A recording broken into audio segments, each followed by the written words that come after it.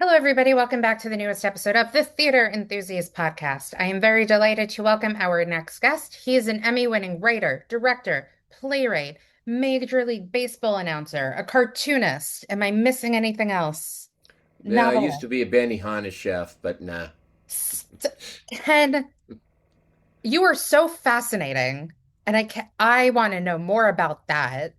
No, I'm just kidding about that. Oh, don't tease me because I got really excited over that fact. Over Anyway, Benihana? yeah. Yeah. My niece had her birthday there this past year. It was awesome. Anyway, Ken Levine is here. Hello, welcome. Hi, Allison. Good to be here. Yes, thank you. So I also just want to start out by saying the main reason you are here is that your new play, Guilty Pleasures and Unapologetic I can't speak today, an unapologetic comedy is starting March 13th at the Westchester Playhouse in LA, which we are going to talk about. But I just want to get it out there for everybody listening that they should go and see the show. But I always start with every guest asking, where are you from? I'm from LA. I grew up in the San Fernando Valley Hmm. and went to UCLA and, kind of bounced around career wise. I was a top 40 disc jockey when I got out of college, Hmm. um, and then became a TV writer.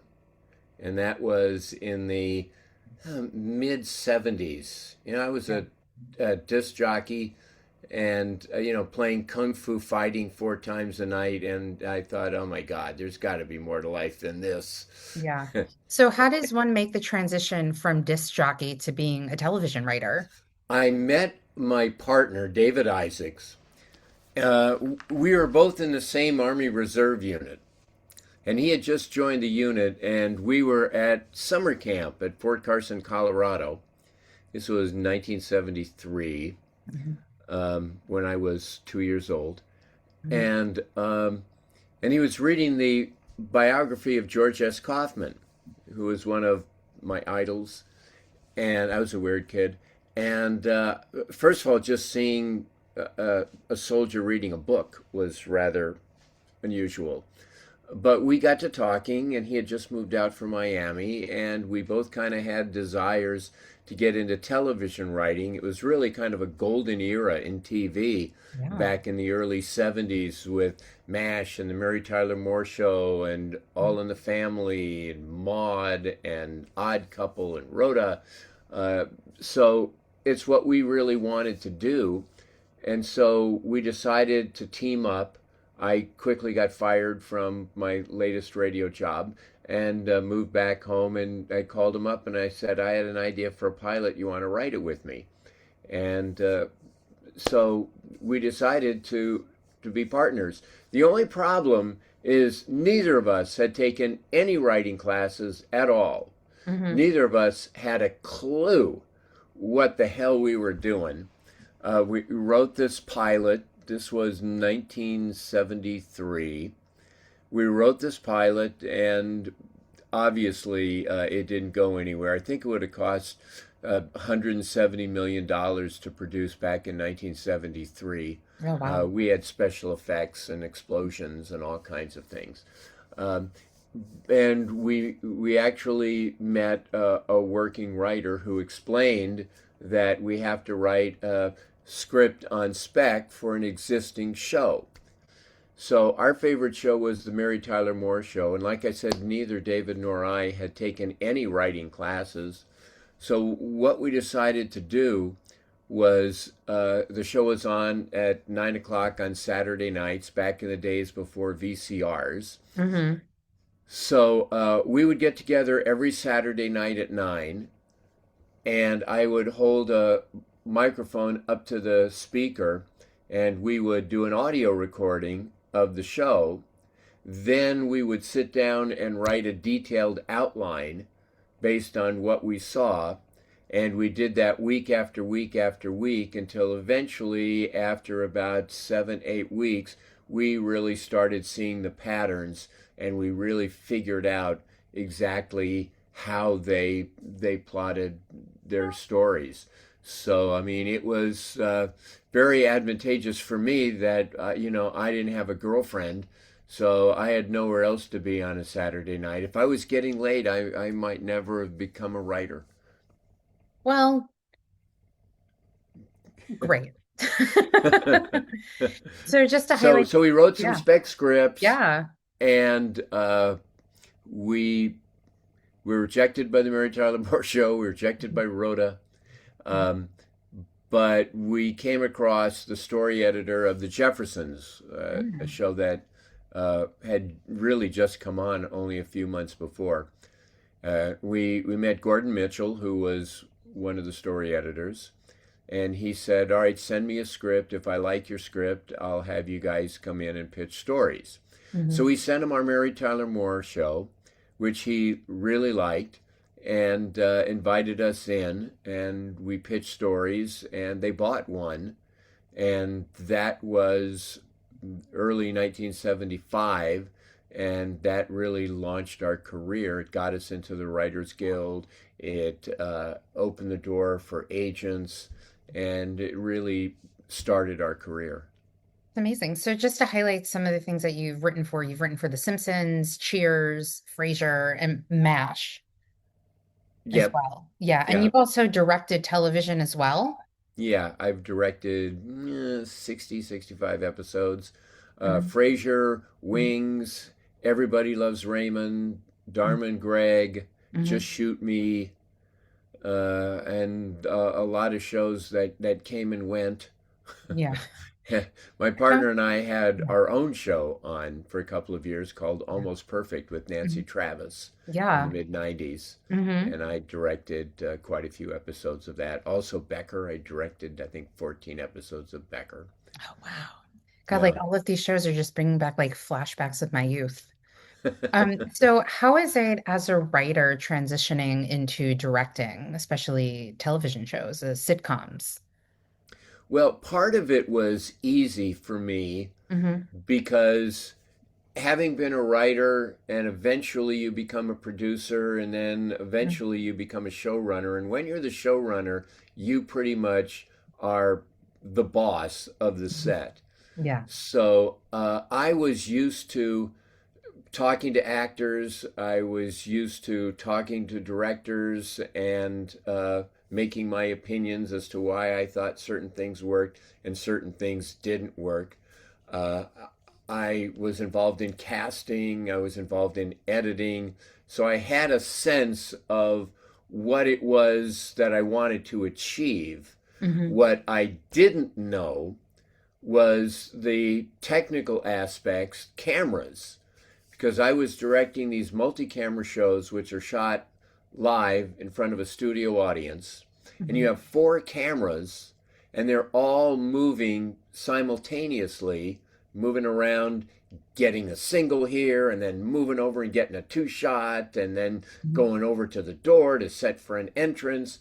And it's like putting a Rubik's Cube together because you have four cameras and sometimes you have six, seven actors, and you want to get two shots and singles and masters and reaction shots and how you do that with the four cameras, who has the best look, who has the best angle. Uh, it was terrifying at the beginning, and I spent probably a year um, learning from Jim Burrows and Andy Ackerman and Jeff Melman, various other directors, David Lee, until I finally felt that I was good enough to jump in the deep end. And at one point, I asked James Burrows, who was like the Hmm. dean of TV comedy directors. Yeah. I said, "What's the best advice you could give me at this point?" And he said, "The best advice is get the job." The best advice is you just got to jump in and do it. And yeah, those first couple of episodes, those camera blocking days were were torture. And eventually I like figured it out and it's math. It's all math. And by the end it became my favorite part of the process actually. Yeah. Was doing the camera blocking and just working with my guys and the crews and things like that. So that's kind of how I tradition. You know, directors bring certain things to their art. Um, some directors, if they come from editing, they're really good in the technical side. Hmm. If they're former actors, they're really good in communicating with actors. For me, as a writer, I was very good in story, Hmm. and I was very good in helping them. There would be a scene where somebody has to get really angry, and it's just the scene's just not working, and the writer in me would say, "You need more here." Hmm. They're asking you to get from 0 to 100 in 2 lines, and that's a writing problem. That's not you. So I was able to help out in the writing process, and also depending upon the show, because some showrunners would say just do the script as is, and some, because I'd always ask, I'd say, if I think of a joke or Yeah. maybe a better joke, can I toss it in for the run through? Mhm. And some of the showrunners would say, yeah, sure, what the hell? Yeah. So there were also times when I was able to, get in a couple of my jokes. What was the first episode or show that you ever directed? Wings, Mm, yeah, yeah. Wings. And my very first scene, it was a birthday party scene in the terminal, Hmm. and there were like 7 characters, and they were all coming in different places with different sized gifts. And I had a cake with lit candles, and I had 4 cameras. And everyone was talking across everyone else, and my first scene was just a nightmare. Wow, what a way to start your directing career. It's like, here's Exactly. this scene, have fun. Exactly. Yeah, You wanted to be a director, kid. here Here it you is. go. Yeah. Oh, we've all been there with different points of the careers. If you wanted this to happen, well, there you go. So Right. before we started talking in my research with you, um, I was like, I have to ask you about this. And it's very niche, but let's talk Mannequin too. And then you started telling me more about it. And I was like, save it for the podcast. See, So, everybody, yeah, even though you list everyone's great credits, yes, if you go through and look at all of the things that they did, yes. there's usually Always like that a, niche a little thing. mannequin two in there Yes. somewhere. But it good for the people who know of these things though, because it could be very niche and people have enjoyed these things. So there's that. But again, also the fact that you've like worked on Frasier and Cheers and MASH and Wings, like all of these shows that I was growing up watching when I was younger. It's also pretty cool that I get to talk to you about this stuff. And you're also a playwright and a cartoonist, and we're going to talk about your new play. So I'm like nerded out about all of this because in my research of you, I was like, this guy like has like the fact that you're also like a baseball announcer is like that's pretty cool. But let's talk Mannequin. So All right. Mannequin 2. You were telling me the reason why you got Mannequin 2, so I'll let you tell the story. I'm just gonna sit here with my hot priest mug. Please go Well, ahead. my partner and I had written a pilot, Mm-hmm. and the networks were on vacation, and we had a couple of weeks. Mm-hmm. So we called our agent and we said, we got a couple of weeks that we're doing nothing. Mm-hmm. Um, Tell the Charles brothers we're around. We're happy to knock out a cheer script. Mm-hmm. And he calls back about 20 minutes later. He says, how'd you like to make 5 times the money? We said, okay. And he said, there's this project called Mannequin, and it needs a rewrite.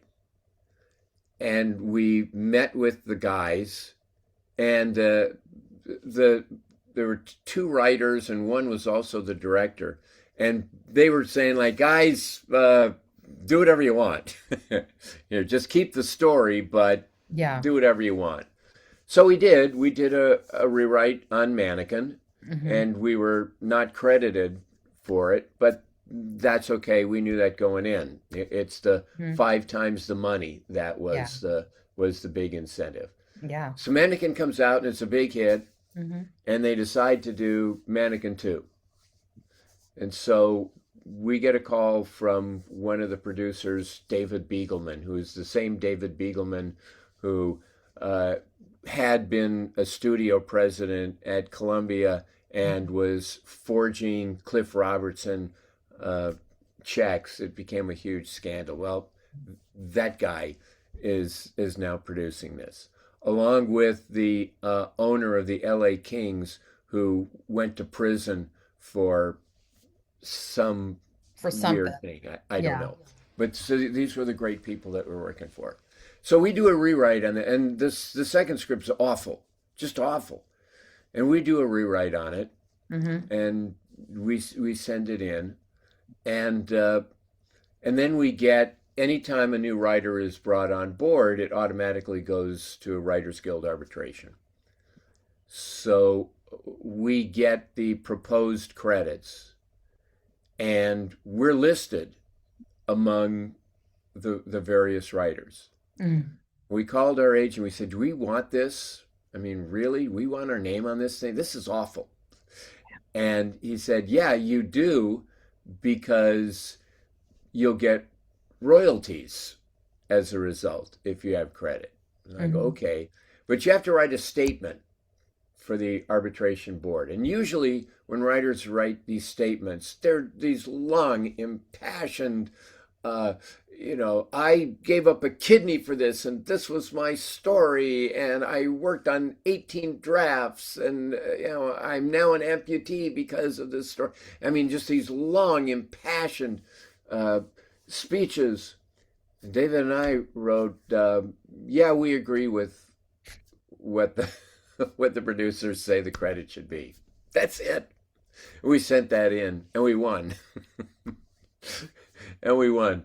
And I happened to be in Detroit at the time the movie came out. I was doing play-by-play for the Baltimore Orioles, Hmm. and it opened on a Friday. And we were in Dearborn, Michigan, to play the Tigers, and there was a big mall next to our hotel, so I went to see it because I had never seen it. I Hmm. went to see it opening day at noon. There were three people there, and it's like, oh my God. And I think one of the three left in the middle. So, what is your fascination with Mannequin 2?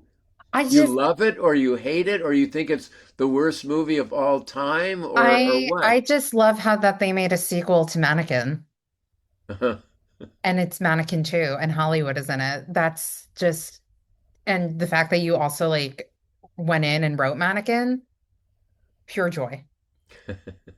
But Yeah, yeah. and the epilogue Hmm. is the company that made this Hmm. has dissolved. David Beagleman killed himself, and Bruce McNall went to prison. We've never seen any money. Oh, wow. Well, we've never seen any money from Mannequin 2, and it's run all over the place and everything. And yeah, they don't know who to track down for the money. yeah, I let's transition to another topic then, because that's Okay. interesting. And Huh. we'll just leave it at that. But how do you transition into being a Major League Baseball announcer or Well, it's commentator? something I always wanted to do from the Hmm. time I was 8 years old and first heard Vin Scully when the Dodgers came to Los Angeles. Hmm. And I reached my mid 30s and I thought, you know what? If I don't pursue it now, I never will. Kind of my midlife crisis. I didn't want a tattoo or to drive a sports car. So I went to the upper deck of Dodger Stadium with a tape recorder Hmm. and just started broadcasting games into a tape recorder. And I would do that for 2 years Oh, wow. until eventually I thought, all right, well, I have a tape that's good enough for the minors. And I convinced my wife, hey, wouldn't it be fun to spend a bucolic summer somewhere in America? And I gave her a list of all of the minor league cities, something like 120.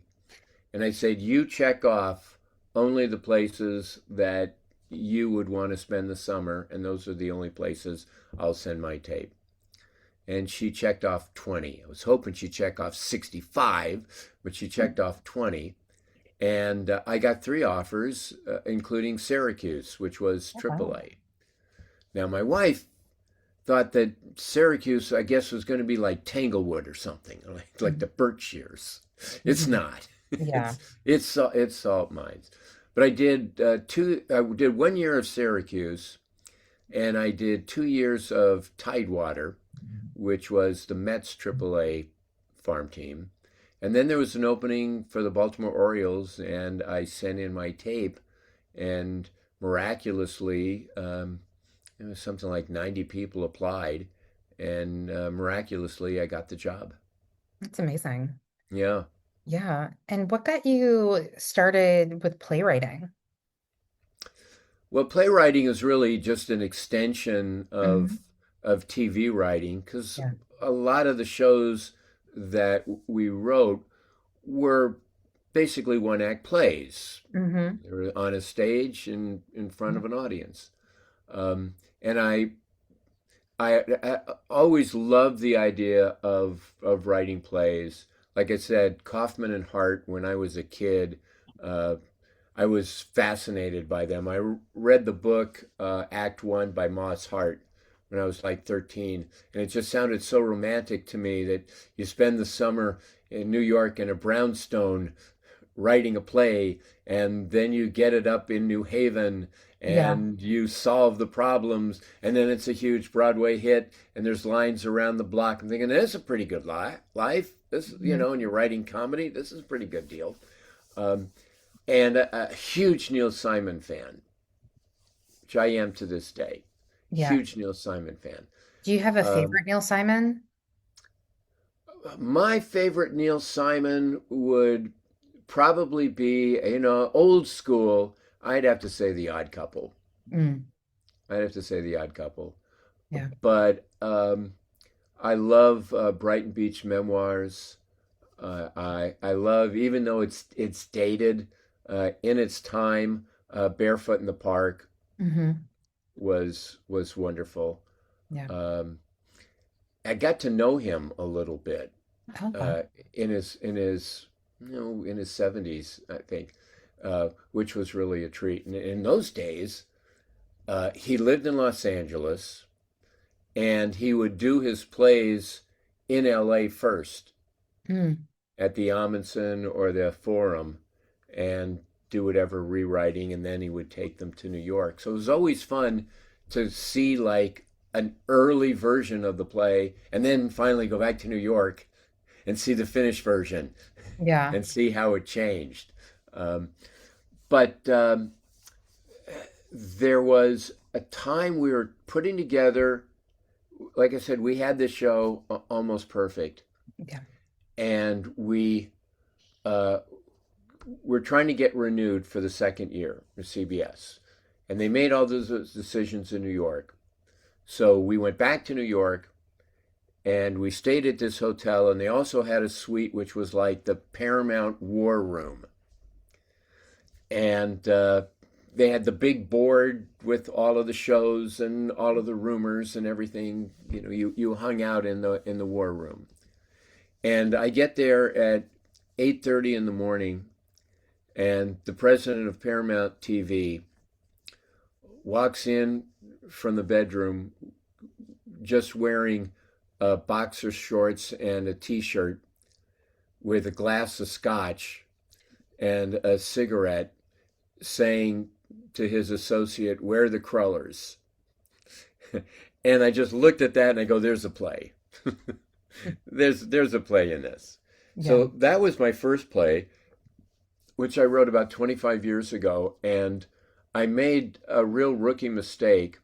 There's 8 people in Hmm. my play, and I didn't realize that nowadays you can't have 8 people in a play. Yeah. Um, I mean, The Odd Couple. People think of The Odd Couple as a two-hander. It's not. There's eight Yeah. people Yeah. in Odd Couple. Hmm. Um, so I knew Gary Marshall from television, and Gary had a theater in L.A. And so I gave him my play to read, and he calls me up and he goes, "Very funny, very funny." And I said, "Great, want to do something?" with this for your theater? He goes, too many people. Too many people. So how many people would you like? Two. Give me two. Yeah. And it took a couple of years until I was able to come up with what I felt was a two-hander worthy of 90 minutes. And so I wrote that play. Hmm. And I called Gary and I said, okay, Gary, here's my play, two. Hmm. And I sent it over and he called up and said, okay, we'll do it. That's great. Yeah. Would you So ever, sorry. did A or B at the Falcon Theater. And TV career was kind of winding down. Hmm. Uh, and and I kind of enjoyed writing plays by myself. It's a lot of television, you know, you work with a partner, and there's lots of advantages to that, Hmm. as evidenced by the fact that we stayed partners for years and years, and technically we still are. Hmm. Um, but it was also kind of fun to just be able to write Yeah. what I wanted to write, Hmm. and I've just fallen in love with playwriting, and I've got 10 published plays, Hmm. and they're being done all over the world. Yeah. Uh, the play that's opening in Westchester, California, Guilty Pleasures and Mhm. Unapologetic Comedy. Yeah. Go to kentwoodplayers.org for tickets. Yeah. That one is in its second year in Prague. Oh, wow. Yeah, it's in Prague. It's all in Czech, and I went to see it last summer, and looked great, and everyone was laughing. Uh, I don't know what they were laughing at. I just have to hope that the translation was somewhat faithful, but they did follow the story. So there was not a point where I'm going, wait a minute, what are those two nuns playing ping pong doing? What's that about? Yeah. So they followed my story, and it was a great experience. Like I said, it's in its second year. Yeah. So well, let's talk about guilty pleasures and unapologetic comedy. Playing at the Westchester Playhouse starting March 13th, where can people get tickets? They can go to kentwoodplayers.org, and tickets are only $25. Which is You know, great. and they're less if you're a senior or a student or have won an Olympic gold medal. I don't know what to You know what? That could make that a thing. That would be great. I mean, say. Absolutely. Induce yeah. all the medal winners Yeah, why to not? come Winter, see it. Summer Olympics, just bring something over to prove that you have it. So, But I've done some plays that are they're really drama comedies, mhm, and I wanted to do one that was just a comedy.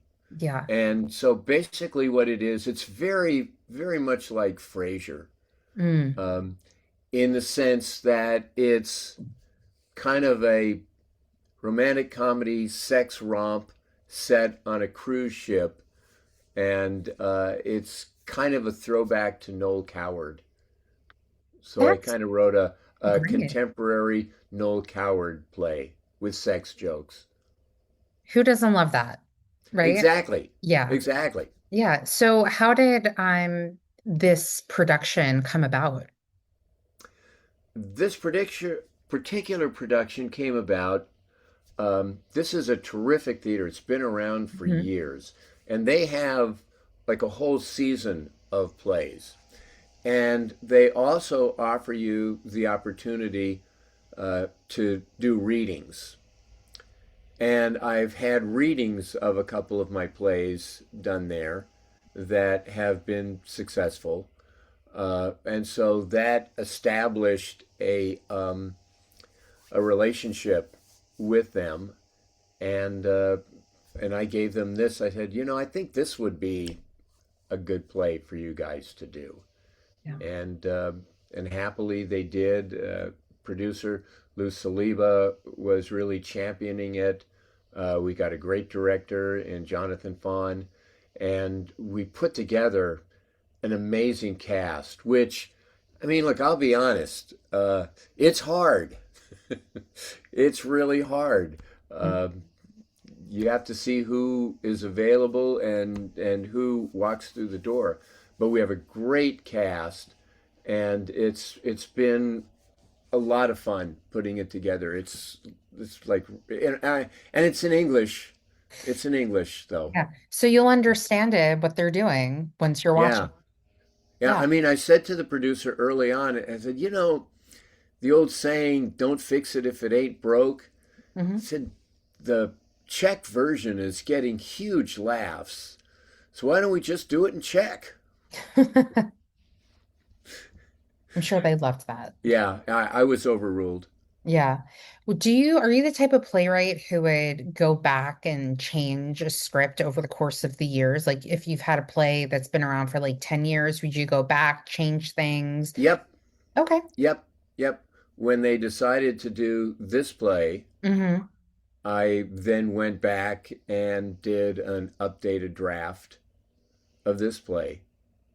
Great. And Yeah. where do you hope that this show do you see a future for this play elsewhere, maybe in New York, maybe a French version of this play? That would be fun. I want as many versions as possible. Hmm. Look, it would be great to have a play on Broadway, Yeah. but you need stars. Hmm.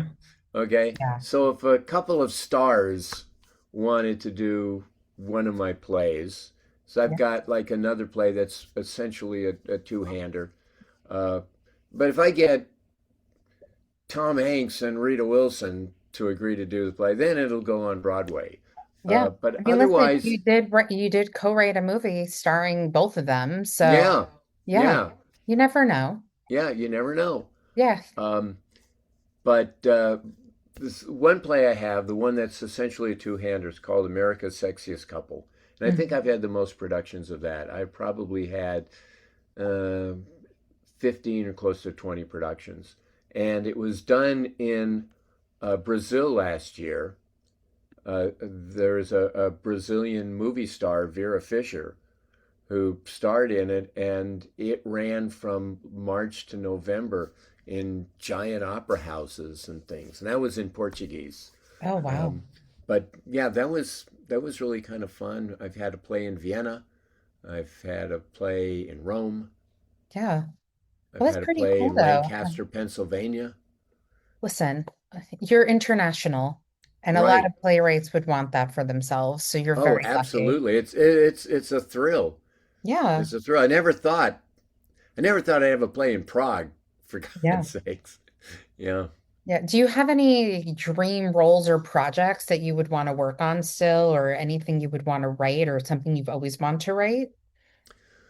Um, Actually, no. I I tend to, I feel, come up with one really good idea a year.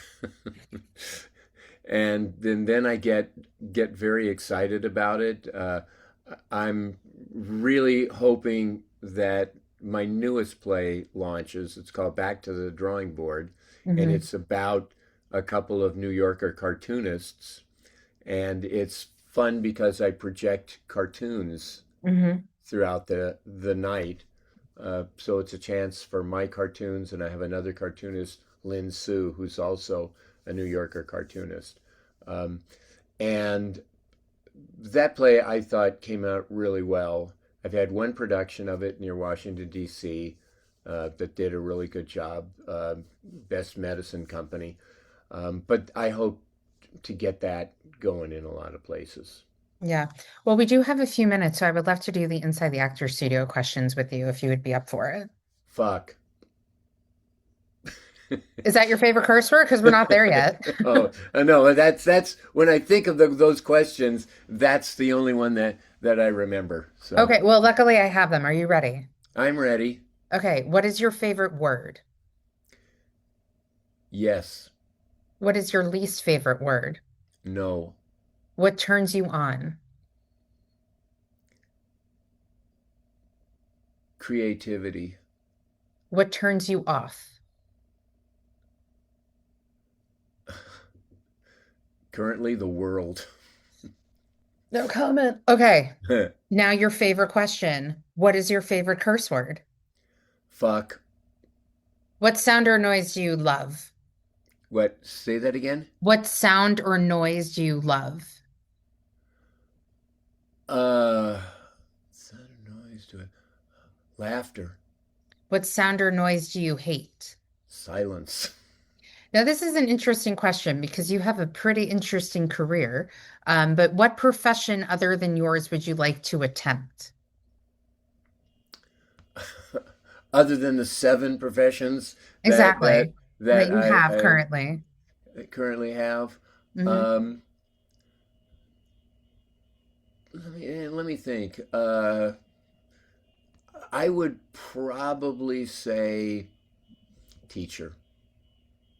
What profession would you not like to do? I would say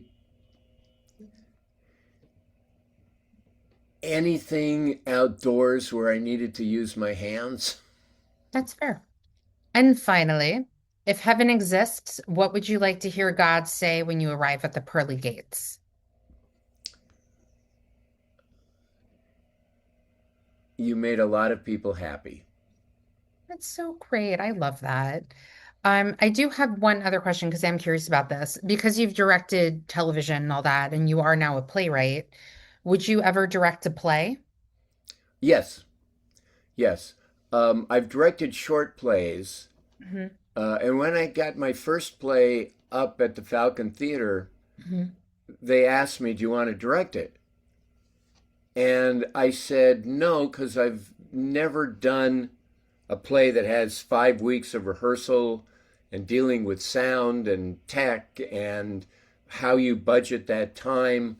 I said, I don't want to screw up my play by making a bunch of rookie mistakes. And we found a great director, Andrew Barnacle, and I was there every day and really learned from him. And now, through him, uh, Jonathan Fahn has been a terrific director. And I've worked with some really good directors too, where now I think, like, okay, now I know what the game plan is.